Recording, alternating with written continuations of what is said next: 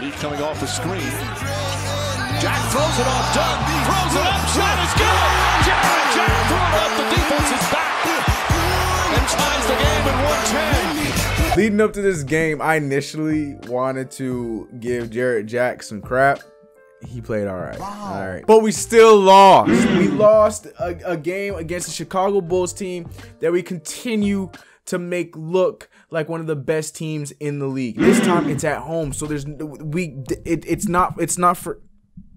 Before we even get into the highlights of this game, shout out to the Knicks and their new jersey that they finally revealed, the city jersey. It's a different blue. It's a darker blue with the orange trim, and it has the awesome New York Fire Department emblems all over the jersey. It's a cool logo. I like them a lot. It took me a second to get with it, because, you know, I don't know, but I really do like it. I'm a fan of it. You know what we haven't done in a long time? We haven't done a comment of the video. We haven't read any comments. Let's read some comments before we get in the comments. Come on. And for the first time in a long time, I'm actually caught up with the comments. You guys have been leaving the greatest comments on these videos with some great insights, some great opinions, and I try my best to keep up with them, but I'm finally caught up. I'm up to date with the comments. I responded to everybody. All right. Last video, my man Maddie Knicks. I always get your name wrong. He says a lot of L's on the writing board behind you. LL Knicks have to get over 500 again. Now I redo it every week. I have our overall record, and I keep track of our subscribers on the top right.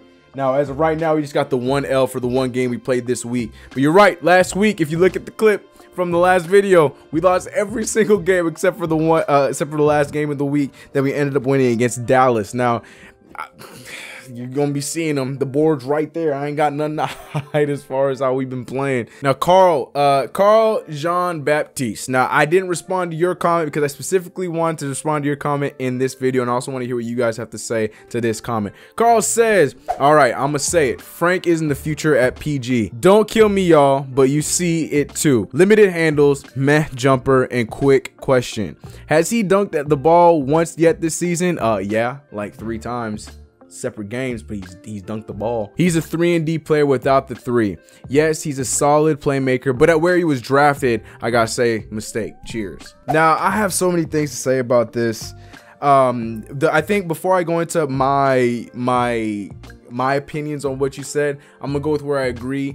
If you want to look at it from the standpoint for, you know, him being not even a starting point guard, and the person starting over him is a veteran that's not at the top of his game, and hit for being, you know, a top 15 lottery pick like he has been. Yes, in that argument, yes, you're right. He should be a starter for where he was drafted, especially with our point guard situation. He's probably our best option at the point guard, even though he's not playing that way with minutes. But other than that, I gotta say, we gotta put in the factor that he's, if not the youngest, I think he's either the youngest or the second youngest player in the NBA right now.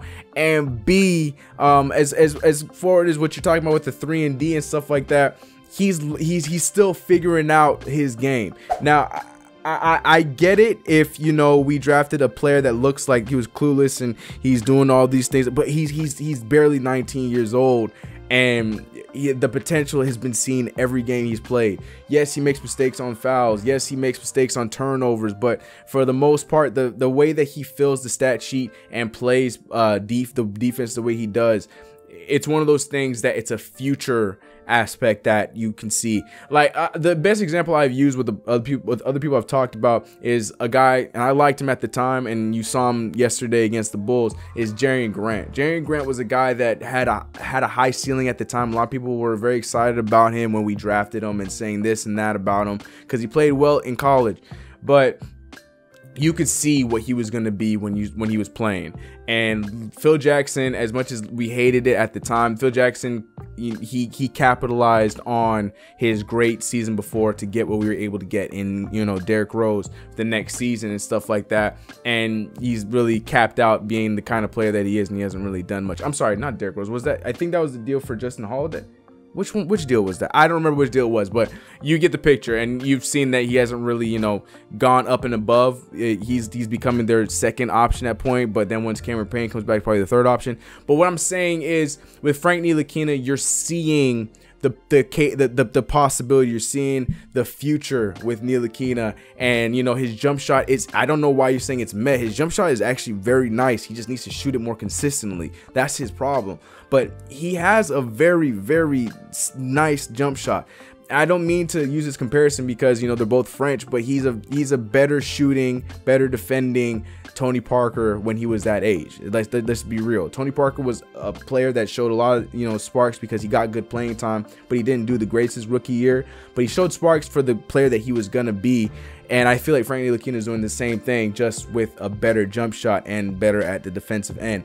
But I want to know what you guys have to say about that. Where are you guys at with Frank Ntilikina? Do you guys think he can be your future? Do you think we need to, you know, chop it up and go on to the next option? Let me know what you guys think about Frank Ntilikina in all the comments that we talked about here in this video in the comment section below. But while you guys do that, let's get into the highlights of this Bulls and Knicks game. Lego. And here we are against the Chicago Bulls. Jump ball here between Rolo and Kristaps Porzingis. We win it, and there's your boy Jarrett Jack starting once again. We went back to the original starting lineup since Tim Hardaway's been out. Look at Marketing making that three from the corner. But we have Lee, we have Thomas, we got Jack, Porzingis, and Cantor as our starting five, and we move up a little bit in the first quarter, 17-10. Now this was the last time that they were gonna have the lead. Look at that beautiful spin move dunk by Kristaps Porzingis. Me, oh my. But like I was saying, just Rolo didn't deserve all that. Look at the spin move off of my favorite player, Justin Holiday.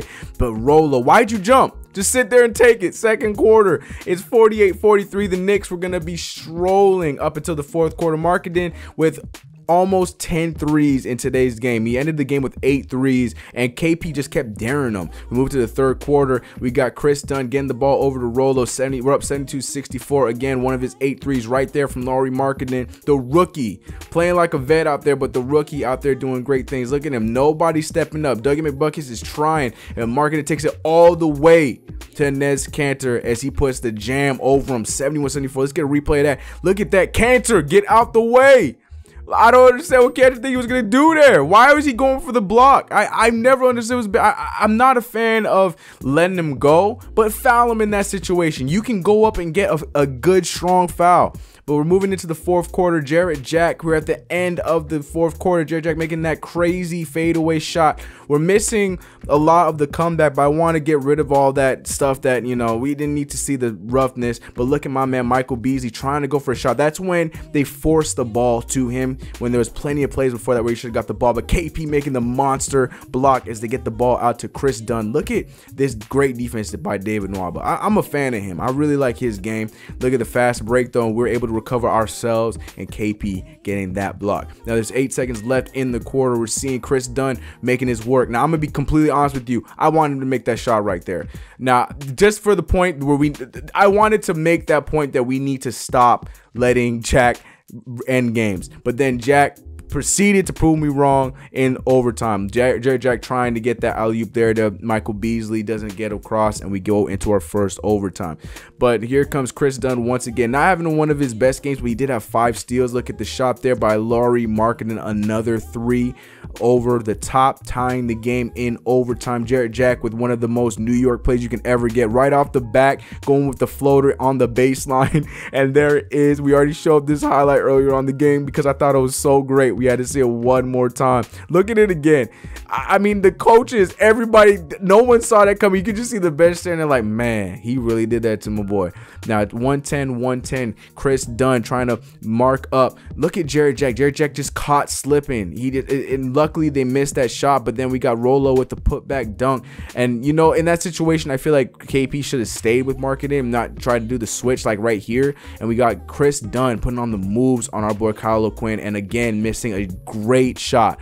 Just like in the end of the fourth quarter, that was a great move for a good shot, and he misses that one right there. This was probably my favorite play of the game. That was a beautiful setup. I don't understand how he got so open for that dunk to put us in the second overtime, but that was just a beautiful setup, beautiful pass, and a beautiful play to get him open. Look at the 2 screens right there, and look at Bobby Portis. Bobby Portis was the main factor in that play. He's the one that blew it. He should have slid over with KP. Thank God he didn't. But look, Markkanen was screened. He tried to get over there. He didn't. Bobby Portis realizing that he made the mistake. I understand that they're marking up Michael Beasley, which was probably the right decision, but with how open that KP was.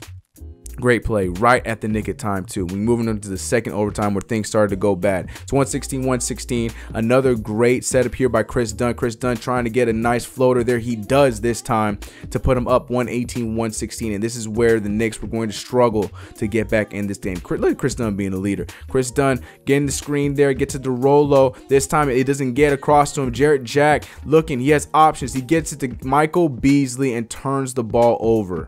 I don't understand why that was the decision made. We do get the ball back, but we're down 4 points this time. Jarrett Jack getting the ball over to KP with a clutch 3. And this is what's gonna mess me up. Now Jarrett Jack, what he does is he makes mistakes and then makes up for them. And here comes another mistake. We didn't need that shot. There was 4 seconds left in the clock. Jarrett Jack did not need to chuck up that shot. In that situation, you lead the defense to you and you pump fake, and you had a wide open Dougie McBuckets for that shot. Now we're gonna go over it nice and slowly. You see 2 people already coming towards Jarrett Jack. 2 people come towards Jarrett Jack, and I'm sorry, that was Dougie McBuckets. That was Courtney Lee, another great shooter on the 3. 2 people come towards Jarrett Jack, and he just has to go up there and do a pump fake. It's a simple move. You go up there, you do the stomp and the pump. People jump, they go towards him. He makes the pass to Courtney Lee underneath with the bounce pass, and we have a better shot at the 3-point. Now this is my problem with Jarrett Jack. He makes those overzealous plays, and he tries to make up with them, because almost every time he makes a mistake, the very next play he makes up for it. But this time he's not able to do that, as we lose in double overtime 122-119, and we drop to 19-22. Another lost game. And there it is. So 2 overtimes. This is the second time we went to overtime in just this past week, and we blew it this time just like we did last time. First of all, and I've tweeted it, we did not need to even be in overtime. I get what Jarrett Jack was doing. He had made some great plays at the end of the game there, but there was too many moments that when Beasley was hot and was getting his shot off the right way before he obviously looked tired and looked fatigued in overtime and didn't play as well, we went away from him. And that's something I've always hated about a lot of NBA players now. When a player is hot and streaky, I hate point guards that go away from that. Not saying every time you go down, you give it to that man and let him work. I'm not saying that. But what you do is you set up a play to get that person in his best situation, because he's going to be making the shot more times out of none. And what we did was, after he made his shots, then we would go away from him.